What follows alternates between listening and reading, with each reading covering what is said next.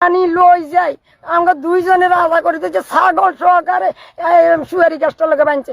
হিন্দু মানুষ দেখি আঙ্গ কোনো আইন বিচার নাই বুঝি আমরা বুঝি বিচার পাবো না বা খরচ পাবো দেখো আঙ্গ শক্তি আসেনি।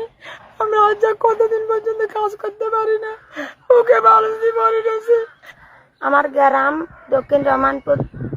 আমি এই অন্তত 120 শতাংশ জমির ফসল এখানে করেছি। ভাবলু এই আমার ফসলগুলা গরু ছাগল দিয়ে এনে খাওয়াই আলেছে। অর্ধাংশ খাওয়ানোর পরে আমি তাদেরকে ছাগল ধরার জন্য উদ্যত হয়েছি।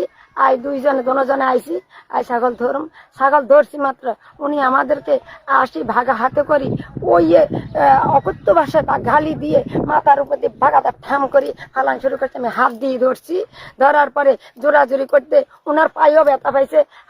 বাড়ির লোক আমার স্বামীর পায়ে ব্যথা, ওই বাঘার বাড়ি মাথায় লাগে না, বাঘার বাড়িটা যাই লাগছে পায়ের ভিতরে।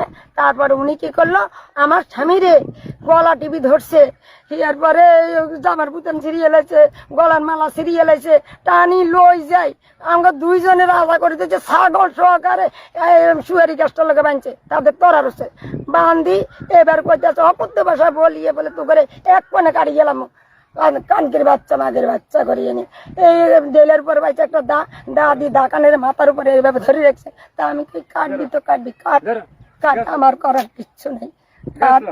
এবার তারপরে আমি দ্বিতীয়বার আমি মানুষের দ্বারা জানতে গেছি, বিচার চাইছি। তারা বিচারে ভাঙছে কি যাকে বিচার করছে কি মহিউদ্দিন, মামুন আর ইরফান আর দুই একজনে ওদের বিচার দিয়েছিলেন। কার একবারে প্রথমে দিছি গেছি বদ্দারের কাছে, বদ্দারে পাঠাইছে গেদ্দারে, বদ্দার পাঠাইছে সিরাজ পালপানের কাছে, সিরাজ পালপান এদেরকে বলে দিছে এটা বিচার ভাঙছে।